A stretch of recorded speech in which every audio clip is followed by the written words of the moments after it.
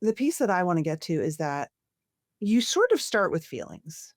Oh, yeah. Feelings and psychological safety. So tell us why and tell us how.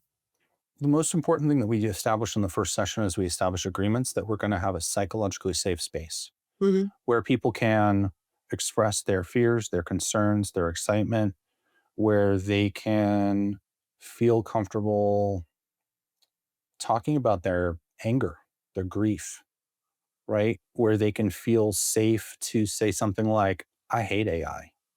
I'm so upset that this is happening. Or people can say, I love it. I use it all the time for the different examples are just huge, like so many different examples of how people use AI now.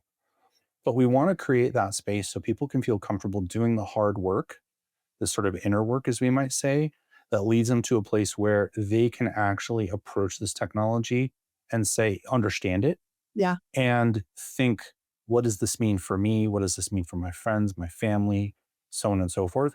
So we create that space so people can have their feelings and do that.